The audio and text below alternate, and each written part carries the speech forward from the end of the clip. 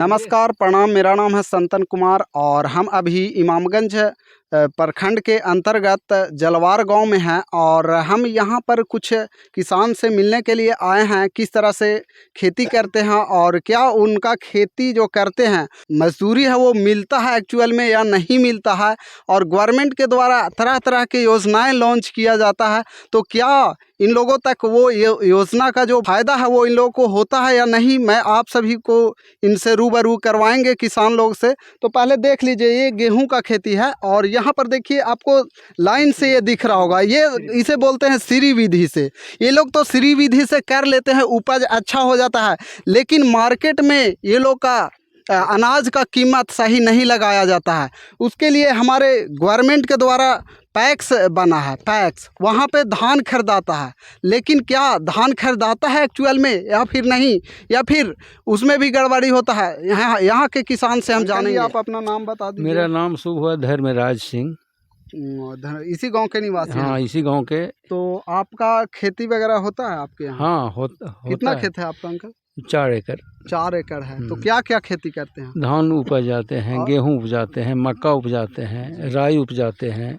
तो जो आप फसल उपजाते हैं तो आप कितना एकड़ बताएं? 4 एकड़। 4 एकड़ ज़मीन है आपका।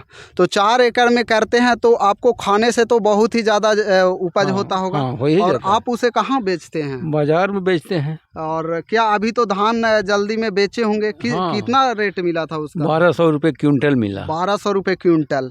तो क्या जो सरकार के द्वारा जो पैक्स में धान लेने का जो प्रक्रिया अपनाया गया है, क्या उस प्रक्रिया से आपका धान नहीं बिकता है? नहीं बिक पाया। हम लोग ऑनलाइन भी करवा चुके थे। अच्छा, नवंबर में ही। तो रीजन आप बता सकते हैं अंकल जी कि आपका धान पैक्स में क्यों नहीं लिया गया? हम लोग तो बरगलाए हुए रहे कि अब लेते हैं, अब लेते हैं, अब उठाव कर लेते हैं, लेकिन नहीं उठा पाए। लास्ट में बोलते हैं कि नहीं, अब तो टाइम ख़त्म हो गया, अब आपका धान नहीं जाएगा। तो हम लोग बेच दिए बाज़ार में। बिल्कुल कंप्लीट बैग कर करके रखे हुए थे। मतलब बैग कंप्लीट कर रखे होंगे धान का। हाँ। कि अब पैक्स में जाएगा, अब जाएगा। लेके जी वजन करके कंप्लीट करके रखे हुए थे। 250 कट्टा। तो इस पर आप क्या कहना चाहेंगे, किसका गलती है इसमें? अभी तो हम नहीं पता, ये तो सरकार के प्रावधान के हिसाब से होना चाहिए। अब हम लोग तो भाई जानते हैं, जो जहाँ तक जानकारी है वहीं तक न पहुँच पाएंगे। हम लोग किसान हैं, हम लोग के कहाँ अप्रोच है। इस पे जांच होना चाहिए कि नहीं होना चाहिए? बिल्कुल होना चाहिए, क्योंकि किसान के लिए बहुत सारा योजना लॉन्च होता है, वहाँ होता है, लेकिन किसान के धरातल पर नहीं पहुँच पाता है। क्योंकि बीच में जो बिचौलिए लोग हैं, हाँ, वही लोग निकल जाते हैं। कहिए कि हाँ पूरा ढकार जाते हैं, का ठेठ भाषा में। अच्छा घोटाला कर जाते हैं। हाँ, किसी का नहीं लिया जा रहा है। हम लोग सब उपज करते हैं, सब दिन हम लोग बाजार में बेचते हैं 1200 रुपये क्विंटल। कभी लिया नहीं जाता है, कभी नहीं लिया जाता है। और इस गाँव में किसी का नहीं लिया गया है। ऑनलाइन करवाए थे आप? ऑनलाइन करवाए थे, उनका भी है, मेरा भी है, इनका भी है, सबका ऑनलाइन है। लिया नहीं गया है। आज लेते हैं, कल लेते हैं, लिया नहीं जाता है। ऑनलाइन करवा के रसीद वहाँ पे जमा करना होता है। हाँ, टैक्स में। तो भैया धान लेंगे तब तो रसीदवा देंगे वो। अच्छा, तो आप वहाँ से पता नहीं किए कि हम लोग का धान क्यों नहीं ले रहे हैं? बस यही भाई, अब ये समझा देते हैं उल्टा सीधा कह के। सरकार का दोष है। सरकार का दोष है। हाँ, सरकार एक तरह से खाली लोप देती है और काम नहीं करती है धरातल पर।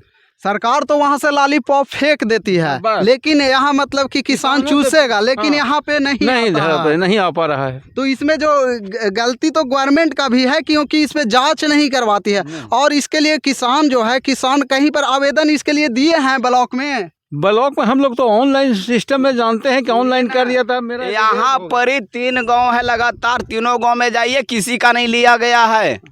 अच्छा। अब बोलते हैं कोटा फुल हो गया। तो कोटा कैसे फुल हो गया?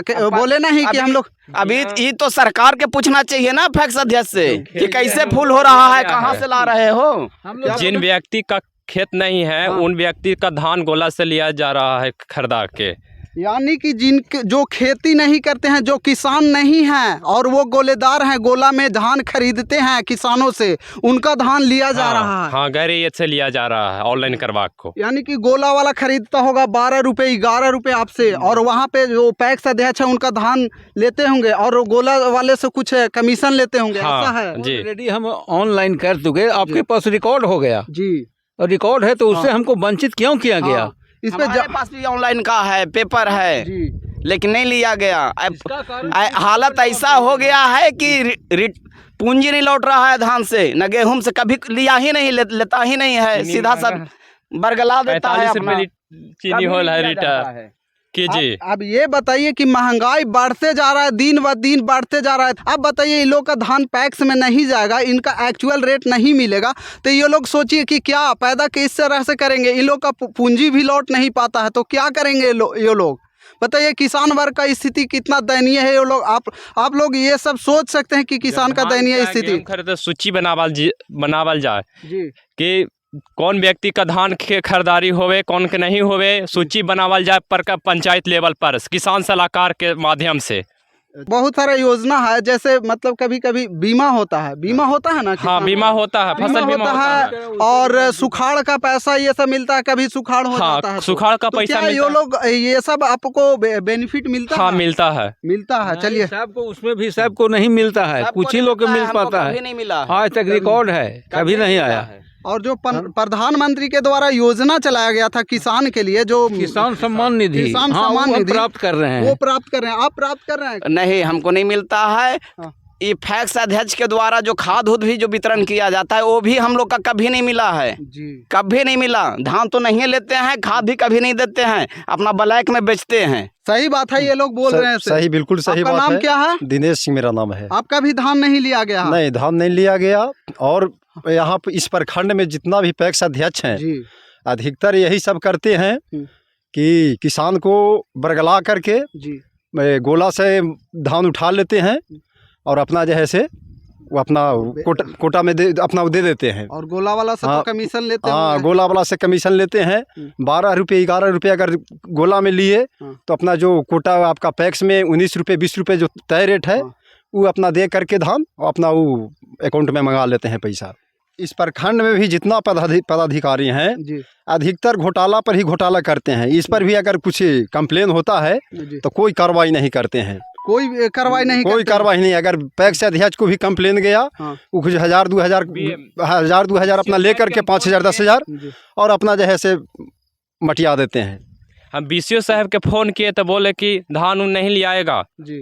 फ़ोन हमको पर मत करो, फ़ोन भी रिसीव नहीं करते हैं। तो नहीं पूछे, जब आपको BCO साहब बोले कि ध्यान नहीं लिया आएगा तो आप पूछे नहीं कि क्यों नहीं लिया आएगा? बोले फ़ोन ही नहीं रिसीव करते हैं। तो कोट जन वितरण में भी यही स्थिति है। साल भर में अगर 2-4 महीना 3-4 महीना गला मिल गया तो बहुत काफ़ी है, न तो वो भी जो है से 2 महीना 3 महीना पर मिलता है अनाज। उसमें भी जो है से घोटाला पर घोटाला होते जाता है। कंप्लेन इसका भी अगर ब्लॉक में जाता है, एमओ के पास जाएगा तो एमओ भी पैसा लेकर के अपना चुप्पी साध लेता है। और कुछ बोलना चाहेंगे इसके लिए आप? इसके लिए हम बोल बोल कर थक गए भैया, किसान का हम लोग के कुछ करवाइए। अच्छा, समझ गए, इस पर कुछ करवाइए कि कम से कम अगला आदमी सुधरे, हम लोग के धान लिया जाए। धान ही नहीं, किसानों को जो सुख सुविधा हो वो सब हम लोग को जानकारी हो, ऑनलाइन व्यवस्था हो। और जब सरकार के पास सारी व्यवस्था है, जब डिजिटल सरकार कर दी, जी हमने निर्धारित किया कि 100 क्विंटल धान पैक्स में देना है। आप बता रहे हैं कि जो भी योजना हो उसके लिए हमें जानकारी मिले। जानकारी के लिए ही तो किसान सलाहकार को बनाया गया है। कहाँ किसी ने पदाधिकारी, किसी कर्मचारी ने आज तक हम लोगों को कभी कुछ नहीं कहा। किसान सलाहकार होता किस लिए है? हाँ, इसीलिए किसान को सलाह देने के लिए जी। लेकिन कहाँ हम लोग को मिल पाते हैं? कभी भी सलाहकार आए हमारे के यहाँ? नहीं आए। कभी नहीं कि हाँ आपके पैक्स में धान देना है, आप दीजिए, वहाँ आपका ऑनलाइन किया हुआ है। इस सूचना जब दे दें हमको तब ना। हम लोग तो हुआ कि भाई नवंबर माह आया, उसी समय हम लोग ऑनलाइन करवाए। नवंबर से फरवरी के माह के बीच तक है उठाव का प्रावधान था जी। जब उस समय से हम वंचित हो गए, तब मेरा धान नहीं हुआ, तो फिर जाकर मार्केट में सप्लाई किया। यही तो कमजोरी है। सरकार इस पर ध्यान दे। जैसे उनके कि यहाँ हम रजिस्टर्ड कर दिए, ऑनलाइन गए, तो सब उनके पास रिकॉर्ड है, उस हिसाब से हमारा धान खरीदा जाए। लेकिन नहीं पूछा जाए पैक्स अध्यक्ष से कि इतना ऑनलाइन हुआ तो धान कहाँ खरीदे? तो ऐसा भी तो होता होगा कि आप लोग ऑनलाइन करवाएं तो उसी के नाम, आप ही का नाम पर कहीं दूसरे जगह से जमीन धान खरीद के भेज दिया। पेपर हमने दिया, हाँ पेपर तो दे दिया, मेरा धान तो नहीं उठा, पेपर जमा कर दे, आपका धान उठाव किया जाएगा। तो अब तो पेपर मेरे पास है नहीं, हम तो उनको दे दिया। हाँ। इस लोभ लालच में कि मेरी धान उठ जाएगा, लेकिन उठा नहीं। उस पेपर पर जैसे हो सकता है कि दूसरे से उठा के, वो तो मैंने नियम कर देना है उनको कि हम इतना टन या इतना मीट्रिक टन प्राप्त किया खरीद में। तो सुन लीजिए कि ये आपका स्थिति है, आपके सरकार में ऐसा स्थिति किसानों का है। किसान पे अगर कुछ भी ध्यान नहीं दिया जाए तो किसान खेती करना छोड़ देंगे, क्योंकि इनका हम लोग वंचित हैं, मजदूर से उतना ही वंचित हैं। क्योंकि मजदूर जो है उनका भी मजदूरी काफ़ी ज़्यादा बढ़ चुका है और इन लोग का जो फसल है उनका रेट नहीं बढ़ाया जाएगा तो क्या होगा, लास्ट में ये लोग हार मानकर अपना खेती करना ही छोड़ देंगे। देखिए इधर आप लोग देख सकते हैं, इसमें पूरा में धान था लेकिन इसमें अभी गेहूं नहीं लगा हुआ है। तो सोच सकते हैं क्यों नहीं, क्या कारण होगा, सोच सकते हैं। क्योंकि बहुत ऐसे किसान हैं जो कि निम्न वर्गीय किसान हैं जिनके पास खेती करने के लिए पूंजी नहीं होता है, तो वो लोग का स्थिति क्या होगा जब उनका जो फसल का एक्चुअल रेट नहीं मिलेगा। तो सोच सकते हैं।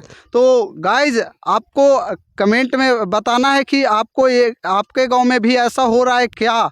तो वीडियो अच्छा लगा तो लाइक कर दीजिए और गवर्नमेंट से रिक्वेस्ट है कि इस पे ध्यान दीजिए और किसान के लिए कुछ कीजिए। Thank you.